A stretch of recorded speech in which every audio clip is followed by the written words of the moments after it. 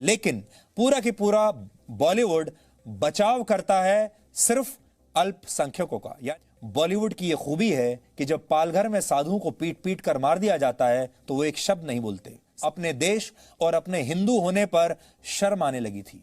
Creative freedom के नाम पर हिंदू देवी देवताओं का मजाक उड़ाते हैं। आमिर खान ऐसा कर चुके हैं अपनी फिल्म में। हिंदू देवी देवताओं का अपमान ये लोग अभिव्यक्ति की आजादी की आड़ में करते हैं कि ये सारे लोग जो अलग अलग खानदानों में बटे हुए थे, जो एक दूसरे की आंख में आंख डालकर कभी देखते नहीं थे, एक साथ कैसे आ गया है। और इस याचिका में मीडिया के एक हिस्से द्वारा इस्तेमाल किए गए कुछ आपत्तिजनक शब्दों पर खास तौर से आपत्ति जताई गई है। ये वो भाषा है जो हिंदी फिल्म इंडस्ट्री के इन बड़े बड़े कलाकारों को, प्रोड्यूसर्स को और डायरेक्टर्स को अच्छी नहीं लग रही, पसंद नहीं आ रही। हालांकि ये अलग बात है कि जो भाषा ये अपनी फिल्मों में इस्तेमाल करते हैं, उस भाषा पर इन्होंने कभी कोई टिप्पणी नहीं की।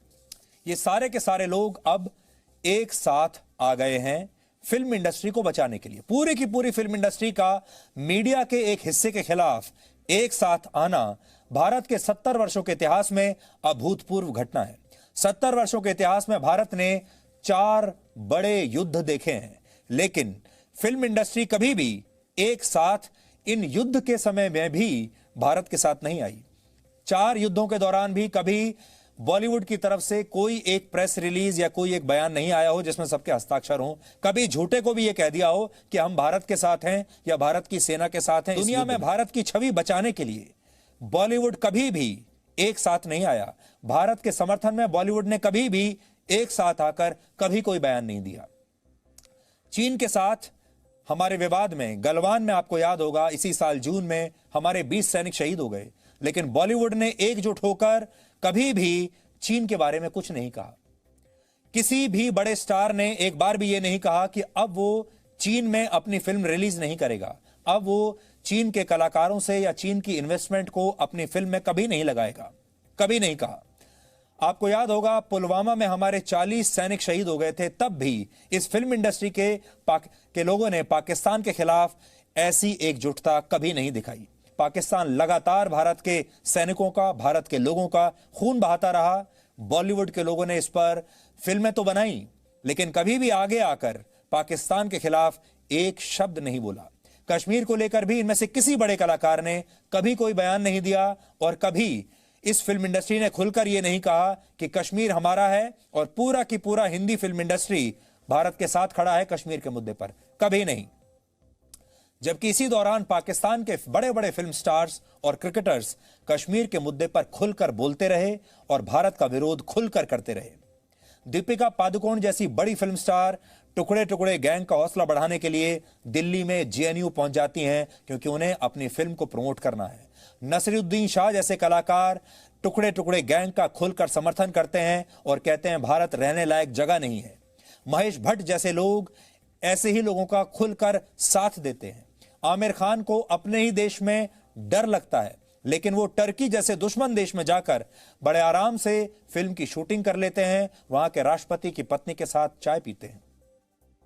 फिल्म इंडस्ट्री अपनी फितरत से मजबूर होकर बहुसंख्यकों का इस्तेमाल करती है। हमारे देश में जो बहुसंख्यक हैं उनका इस्तेमाल करती है अपना बिजनेस मॉडल चलाने के लिए, अपनी फिल्मों की टिकटें बेचने के लिए। इन्हीं बहुसंख्यकों के दम पर उनकी फिल्मों की टिकट बिकती हैं, लेकिन पूरा की पूरा बॉलीवुड बचाव करता है सिर्फ अल्पसंख्यकों का। यानी जो बहुसंख्यक हैं उनका इस्तेमाल करता है और अल्पसंख्यकों का बचाव करता है। दिल्ली के पास अखलाक नामक व्यक्ति की हत्या पर फिल्म इंडस्ट्री के सारे बड़े बड़े कलाकार खुलकर बात करते हैं, शोक जाहिर करते हैं, लेकिन जब पालघर में साधुओं की हत्या होती है तो फिल्म इंडस्ट्री एक बार भी उसका संज्ञान नहीं लेती। जिस मीडिया ने इन बड़े बड़े स्टार्स को, कलाकारों को इतना बड़ा मेगा स्टार, सुपरस्टार बनाया, जिन न्यूज चैनल्स पर जाकर ये लोग अपनी फिल्मों को प्रमोट करते हैं, जिस मीडिया को ये लोग फरमाइशी इंटरव्यू देते हैं अपनी फिल्मों को प्रमोट करने के लिए ताकि उससे ये पैसा बना सकें, आज उसी मीडिया से ये फिल्म स्टार नाराज हैं। जब ये आते हैं न्यूज चैनल्स पर तो कहते हैं हमें अपने स्टूडियो में बैठाइए और हमारा एक फूलों जैसा कोमल महकता हुआ एक इंटरव्यू कीजिए। हमारी नई फिल्म जो रिलीज हो रही है उसके बारे में हमसे सवाल पूछिए, हमारी फिल्म को प्रमोट कीजिए और हमारी मदद कीजिए।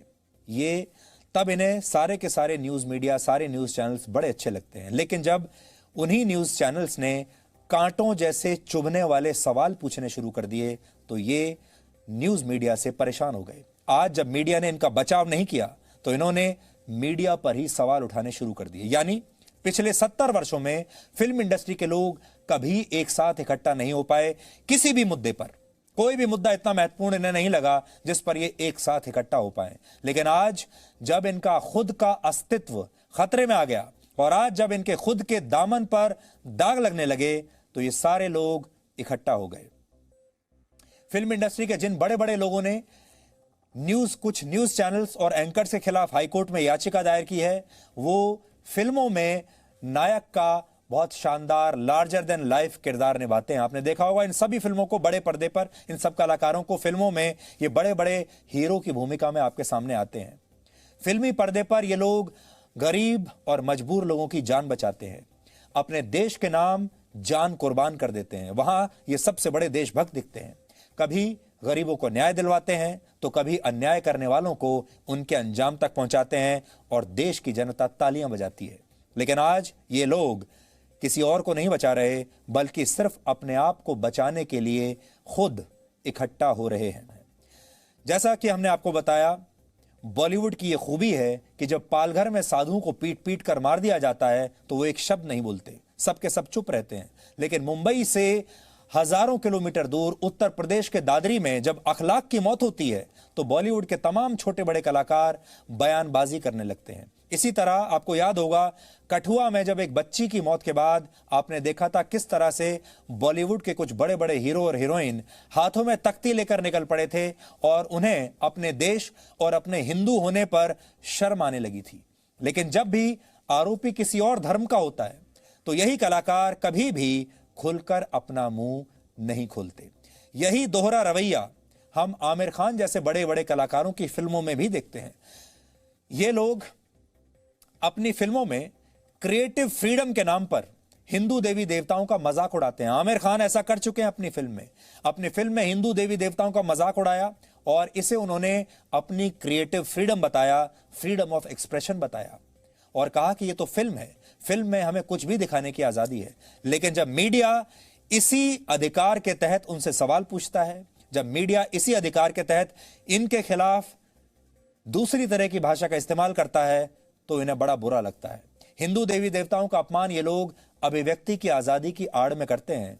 लेकिन न्यूज मीडिया जब फिल्म इंडस्ट्री की गड़बड़ियों पर सवाल उठाता है तो यही लोग मीडिया की अभिव्यक्ति की आजादी के खिलाफ अदालत चले जाते हैं और सवाल उठाते हैं कि ये हो क्या रहा है।